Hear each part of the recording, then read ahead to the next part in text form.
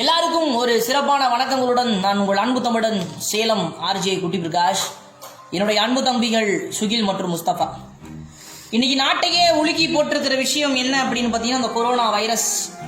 எல்லாருக்கும் தெரிஞ்ச விஷயம் தான். நாட்டில் கிட்டத்தட்ட ஒரு 7100க்கும் மேற்பட்ட பலிகள் தமிழகத்திலேயே வந்துருச்சு, கர்நாடகத்திலேயே வந்துருச்சு, கேரளாவிலேயே வந்துருச்சு.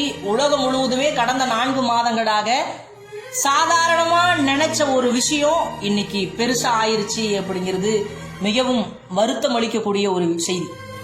நாட்டோட பொருளாதார நிலை மிகவும் மக்கள் மிகப்பெரிய எதிர்ப்புகளை சந்திக்கக்கூடிய நிலைக்கு வந்துட்டாங்க. மிகவும் கஷ்டமான சூழ்நிலை. இந்த சமூக வலைதளங்கள்ல இருக்கக்கூடிய நண்பர்கள் எல்லாருக்குமே என்னுடைய தாழ்மையான வேண்டுகோள் என்ன அப்படின்னா, வருமுன் காப்பது சிறந்தது அப்படிங்கறதா ஒரு மிகப்பெரிய உண்மை. அடுத்த 15 நாளைக்கு நீங்க எல்லாருமே டிவிக்கு முன்னாடி தான் உட்கார போறீங்க. அதை மட்டும் நீங்க மறந்துடாதீங்க. இன்னைக்கு தமிழகம் மட்டும் கிடையாது, உலகம் முழுவதுமே இந்த திரும்பி பார்க்க வைத்த கொரோனா வைரஸ், அதற்கு பாதிக்கப்பட்ட மக்கள், பலியான குழந்தைகள், பலியான முதியவர்கள், சிறியவர்கள், பெரியவர்கள், இப்படி நிறைய நடந்து கொண்டே இருக்கு. அடுத்த தமிழகத்துல வந்துருச்சு அப்படிங்கிற ஒரு செய்தி. தயவு செய்து இந்த பொது இடங்களுக்கு போகும்போது எல்லாருமே கட்டாயம் முகக்கவசம் அணிந்து கொண்டு செல்லணும் அப்படிங்கிறது எங்களுடைய வேண்டுகோள். சளி இரும்பல் வந்தா தயவு செய்து, தும்பல் வந்தா தனியா இருங்க. தயவு செய்து உடல்நிலையை பாருங்க. என்னைக்குமே ஆரம்ப காலகட்டத்தில் தெரியாது, பின்னாடி தான் தெரியும். கொரோனா வைரஸ் வந்தது ஒரு பக்கம் இருக்கட்டும், வதந்திகள் ஒரு பக்கம் இருக்கட்டும். உருண்டாலும் புரண்டாலும் நம்ம நாட்டுக்கும் நம்ம தலையெழுத்தும் என்ன நடக்குமோ அதுதான் நடக்கும். இது இந்த சமூக வலைதளங்கள்ல இருக்கக்கூடிய நண்பர்களுக்கு தான் இது ஒரு மிகப்பெரிய விஷயம்.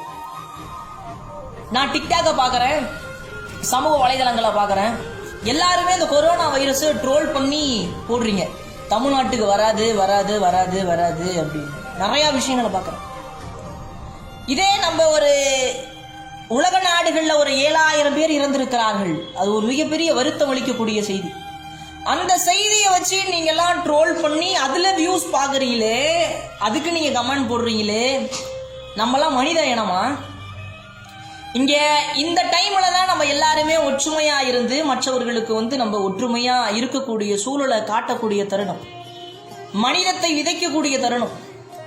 அவங்க ட்ரோல் பண்ணி இங்க ட்ரோல் பண்ணி, ஒருவேளை உங்க வீட்டுல உங்க அம்மாவுக்கோ, உங்க அக்காவுக்கோ, உங்க தங்கைக்கோ, அல்லது உங்க நண்பனுக்கோ, அல்லது உங்க தம்பிக்கோ, ஏன் உங்களுக்கே வந்துருச்சுன்னா உங்களை வச்சு யாராச்சும் ட்ரோல் பண்ணா கொஞ்சம் சிந்திக்கணும். இது மிகப்பெரிய வருத்தம் அளிக்கக்கூடிய ஒரு செய்தி தான். எனக்கு ஒரு நோய் வந்துருச்சு, அதற்காக சிகிச்சை பலனின்றி நிறைய பேர் இறந்துட்டு இருக்காங்க. நாட்டையே உலுக்கிட்டு இருக்க இந்த மத்தியில இந்த சமூக வலைதளங்கள்ல வேணும்னே பாத்தீங்கன்னா பிரபலம் அடையணும் இதையும் வச்சு அப்படின்னு சொல்லிட்டு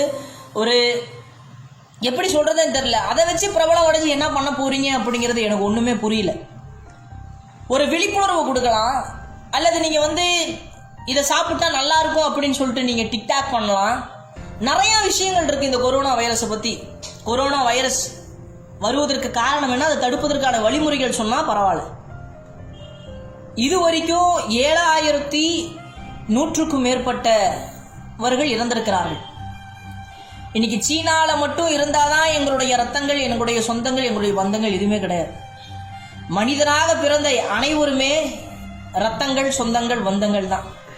அதை வச்சு டோல் பண்றவங்க நீங்க எல்லாம் எந்த ஒரு மனித இனத்தில் பிறந்தவர்களா என்ற கேள்வி எனக்குள்ள எழுதிட்டு இருக்கு. தயவு செய்து நான் எல்லாரையும் வேண்டி விரும்பி கேட்கக்கூடிய ஒரே ஒரு விஷயம் தான், தயவு செய்து இந்த சமூக வலைதளங்கள்ல இந்த கமெண்ட் போடுறீங்க பாத்தீங்களா, சூப்பர், அருமை, அதுக்கும் நீங்க கமெண்ட் பண்றீங்க பாத்தீங்களா, அந்த இடத்துலதான் உங்களுடைய மிகப்பெரிய ஒரு இழிவுத்தன்மை, ஒரு நகைச்சுவை தன்மை. நகைச்சுவை எந்த இடத்துல காட்டணுமோ அந்த இடத்துல மட்டும்தான் காட்டணும். ஆனா இத்தனை பேர் இறந்திருக்காங்க, நாட்டையே உலுக்கி போட்டுட்டு இருக்கு, எல்லாரும் மாஸ்க போட சொல்றாங்க. இன்னைக்கு போன் எடுத்தா இரும்பல் சத்தம், அதையும் ட்ரோல் பண்றாங்க. அப்படின்னா உங்களுக்கு விழிப்புணர்வு ஊட்டிட்டு இருக்காங்க. மதிக்கெட்ட முட்டாள்கள் இல்ல நம்ம. இன்னைக்கு எல்லாரும் செல்போன்லயும் பாத்தீங்கன்னா